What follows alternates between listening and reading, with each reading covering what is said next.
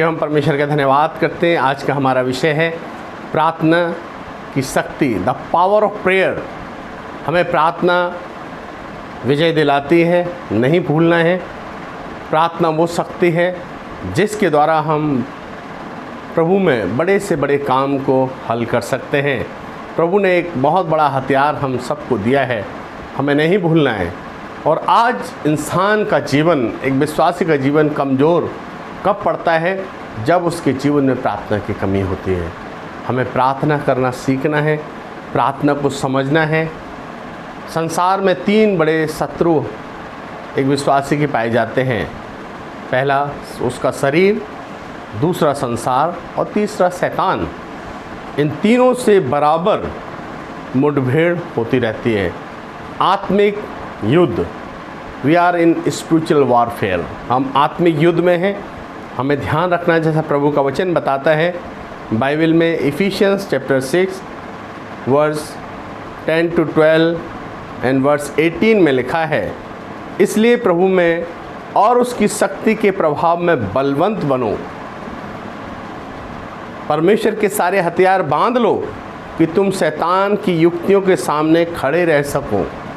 हमें बलवंत बनना है प्रभु में।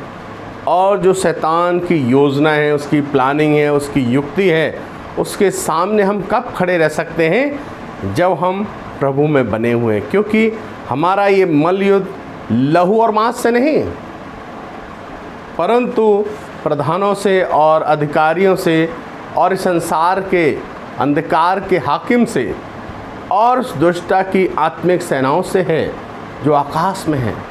एयर में शैतान की शक्तियाँ काम करती हैं, लोग उन्हें देख नहीं सकते, लेकिन विश्वासी इस बात को जानते हैं, इस सीक्रेट को जानते हैं। ये युद्ध है प्रियो, और एक ऐसा युद्ध जो लहू और मांस से नहीं।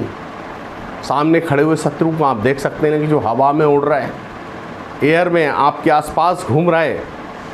स्पिरिचुअल वॉरफेयर को हमें समझना है। अगर हम प्रार्थना में हैं तो पवित्र आत्मा हमें बताती है, समझाती है, दिखाती है, और वो हमारा वे तैयार करती है। प्रार्थना ही है जो हमें जय दिलाती है।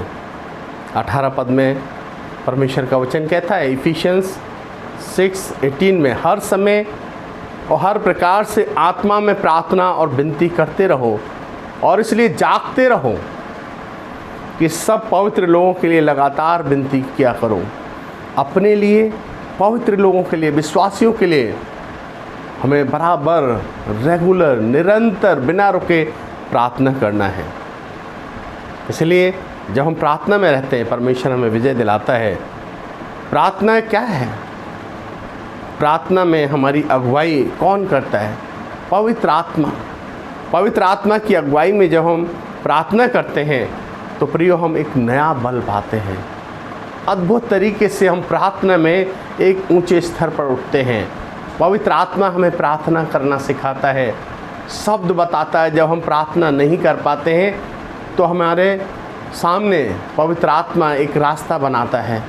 इसलिए हमें पवित्र आत्मा की अगुवाई में प्रार्थना करने की आवश्यकता है प्रियो।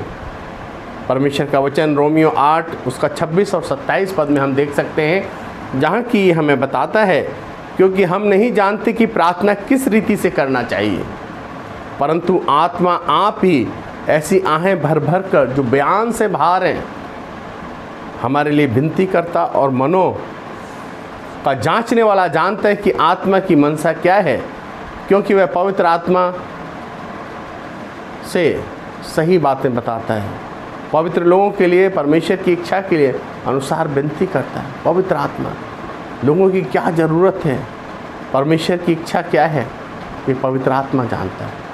हमें सीखना है, हमें जानना है प्रियो। आप जानते हैं पुराने नियम में वो घटना जब इस्राएल और अमालेक के बीच लड़ाई चल रही थी। मूसा पहाड़ी पर था और उसे नीचे युद्ध भूमि से देखा जा सकता था। मूसा के हाथ की अवस्था विजय और पराजय को तय करती थी। बाइबल में आप देखें निर्गमन 17:11 में, और जब तक मूसा अपना हाथ उठाए रहता था तब तक इस्राएल प्रबल होता था, विजयी होता था, परंतु जब वह उसे नीचे करता था तब अमालेक प्रबल हो जाता था। अमालेकी कब प्रबल होते थे? जब मूसा हाथ नीचे करता था। मध्यस्थता युद्ध के अंदर इस्राएलियों के तरफ से मूसा खड़ा था, अपने हाथ ऊपर जब करता था इस्राएली युद्ध जीतते थे। जब मूसा हाथ नीचे कर लेता था तो अमालेकी उन पर प्रबल हो जाते थे। प्रियो, जितनी देर तक मूसा अपना हाथ ऊपर उठा सकता था वो उठाता था। इंसान था, थक जाता था, नीचे हाथ कर लेता था, वो बिचवई था। यहाँ पर हम देखते हैं ये चित्र क्या दिखाता है हमें? प्रभु यीशु मसीह हमारा बिचवई बना है, जिनका हाथ हमारे लिए सहानुभूति और प्रेम से ऊंचा उठा रहता है। हमारा ऐसा परमेश्वर जो हमारी कमजोरियों में सहायता करता है। प्रभु यीशु मसीह हमारे मध्यस्थ हैं और वो ऐसे परमेश्वर हैं जिन्होंने हमारा उद्धार किया, हमारे उद्धार के लिए अपनी जान दी है। वो हमारे लिए मारे गए, गाड़े गए और तीसरे दिन जीवित हो गए और 40 दिन तक इस संसार में रहे और शरीर के साथ ऊपर गए। और प्रभु हमें प्यार करता है, वो हमारे मध्यस्थ हैं। ये चित्रण हमें बताता है कि हमारा परमेश्वर कमज़ोर नहीं है, मूसा की तरह थकता नहीं है। जो थकता है ना ऊँगता है, 24 आवर्स हमारे लिए जागता रहता है। इसलिए हमें ध्यान देना है, हमारा सर्वसामर्थ्य परमेश्वर हमारे साथ है। परमेश्वर हमें विजयी दिलाता है, क्योंकि विजयी परमेश्वर ही विजय दिला सकता है। मौत को उसने हरा दिया है, इसलिए वास्तव में हमें विजय पानी है। हमारे हर एक क्षेत्र में प्रभु हमें आगे लेके जाता है। प्रभु हमें विजय दिलाता है जब हम प्रार्थना करते हैं। More prayer more power, less prayer less power, no prayer no power. जब हम प्रार्थना करते हैं ज़्यादा से ज़्यादा घुटनों में प्रभु के साथ संगति में, पवित्र आत्मा की अगुवाई में हम आगे बढ़ते हैं। लेस प्रेयर, कम प्रार्थना करते हैं, कम सामर्थ्य मिलती है। प्रार्थना नहीं करते, कोई सामर्थ्य नहीं मिलती। इसलिए आइए हम प्रार्थना में जीवन बिताएं और निर्णय लें, प्रभु के साथ लिपटे रहें।